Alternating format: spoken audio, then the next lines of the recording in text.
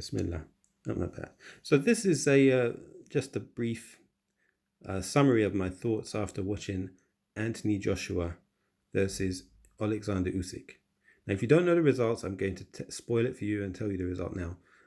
Anthony Joshua lost a unanimous decision in the boxing match against Alexander Usyk. So now Alexander Usyk from Ukraine is now the new heavyweight champion. He's got all the belts that Anthony Joshua had.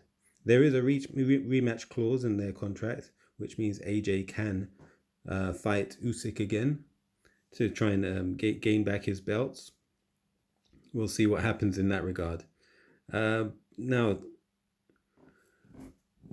who's to blame for this loss? Well, there's a number of people.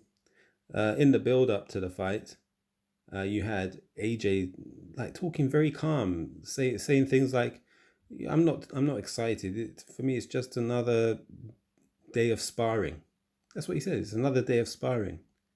Well, there's supposed to be a difference between sparring and an actual fight. Okay, sparring is your sort of ironing out your weak points, developing certain skills that you haven't developed in the past, and you build up to the moment where you let it all out in the ring against your opponent. Okay, now it's not supposed to be just another day at work. The fight is supposed to be an event, a moment. Your nerves are supposed to be on edge at that moment. Okay, so you are performing at your peak, and sometimes even beyond what you have ever, whatever level you may have performed at in training, you can go beyond that in an actual event with thousands of people cheering and the adrenaline rushing.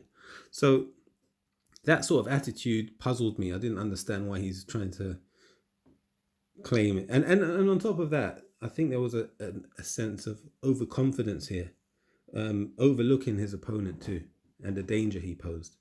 Clearly, Usyk was very skilled. Joshua has got some skills, but I see that he was lacking a sort of drive to prove himself here. Okay. Secondly, his trainer Robert McCracken, get rid of him. Yeah, what value is he bringing? I don't understand it. You can get any trainer in the world, and you're sticking with Robert McCracken. Yes, he took you from the Olympics. He took you so far, but if you heard the instructions he was given in between rounds, AJ's coming back to the ring. He needs clear, concise, simple instructions. Instead, Robert McCracken is reading him like an essay, like of instructions that he's got to somehow remember. Right? He's like, yeah, keep your hands up, go to the body, do this, do that, do this, do that. Like, make your mind up. Give him 2 or 3 instructions. That's it. Don't keep like.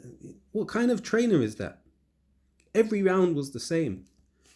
It was ridiculous. So you could see Anthony Joshua was somewhat confused. Like, okay, you're telling me this now. Which one of those instructions should I actually focus on? That's the impression I was getting. So I'm not happy with Robert McCracken. I think he deserves significant blame for this, and he needs to be gotten rid of.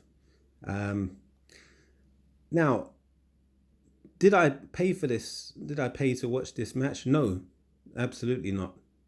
Did I think it was worth paying for? No, not at all.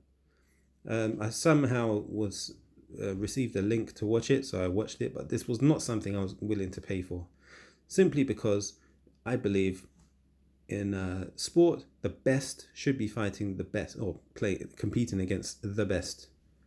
Usyk was what do you call it? In a different division. He moved up to heavyweight. Okay, he's not even a specialist at heavyweight. He was a cruiserweight champion.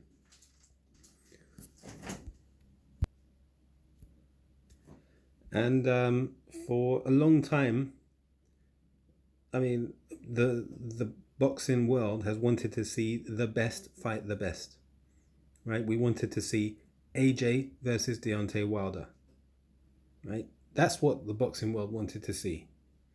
Wilder even came to the UK to attend one of AJ's fights, and word has it, AJ's team put in place a court order to keep him a certain distance from attending. So any plans for an AJ Deontay Wilder unification match to get the WBC belt was scuppered, and scuppered by AJ and Eddie Hearn's team. Now that brought Tyson Fury into the picture, who came back from his struggles with alcohol and mental health issues, and he entered into a couple of fights with Wilder, while and Fury becoming the champion. So the screw up is there was a huge big money fight to be made initially between Wilder and AJ, but then AJ lost to Andy Ruiz. He fought him in a rematch and won. They should have learned their lesson from the first time and said, look, we could have lost a big money fight with Wilder. We almost did, but we managed to regain the belts. Now is our chance to get this reunification. So he could have done the reunification, but because Fury and Wilder had this rematch clause, still, in spite of that, when there was talks about a match between AJ and one of those two, it was between AJ and Fury. It should have been AJ and Wilder. That's what the public wanted to see. We want to see who is the best out of those anyway. And then the winner can fight Fury. That would be interesting. Anyhow, the same issue happened again. For some reason, Eddie Hearn kept pushing this thing about, Usyk, he's going to move up to heavyweight. He made him fight Derek Chisora. Chisora pretty much beat him in that fight, by the way. Somehow they gave the victory or the decision to Usyk. Usyk becomes the mandatory challenger to AJ for the WBA belts, which means if he doesn't fight Usyk, he loses the WBA belt and is no longer the undisputed, minus the WBC. And the fight against Wilder becomes less lucrative because you have 3 or 4 champions now instead of the 2 or 3. So anyhow, this fight was definitely not worth paying for, because it was simply a sort of gap filler. That's how it was supposed to be, and that's how AJ himself viewed it. In the talk ahead of the match, he was saying it's just another sort of day at work. He's treating it just like another sparring session. I'm sorry, but that's not how you treat a championship fight. It's supposed to be an event. Sparring is where you iron out your nooks and crannies, brush up on certain skills, and you build yourself up to the moment where you're going to be at your peak to perform in front of the crowd of, in this case, 70,000 people, we're told, at Tottenham Hotspur Stadium. So, this is another case of screwing up the public from boxing. What they wanted to see was AJ Wilder. And during the fight, I don't know, it looked like AJ may have suffered a broken eye socket, the bones around your eye. It looks like he may have suffered a broken orbital, although there was no interview with him after the match. Straight away he left the ring. He didn't seem to want to be touched by the doctor, and he looked like he was in a bit of pain.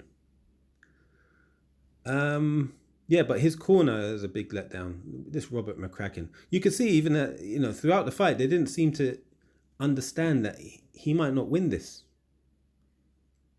And on another point, the commentators, I think they were over exaggerating the effects of Usyk. Yes, he kind of troubled AJ with a couple of his punches, but AJ was like putting his jab all over him throughout the fight. And backing him up with the right hand. There were occasions where AJ could have knocked him out. For some reason he didn't. But I think AJ needs to get rid of this Robin McCracken, get himself the best trainer that's out there, and move on with his career, or quit, leave boxing. Yeah, he seems to lack a bit of confidence in himself too. Anyhow, that's my thoughts. I don't want to talk for it. There's a lot more I'd like to say about it, but He'll bore you all to death. Thank you for listening to my view. Thank you. Assalamu alaikum.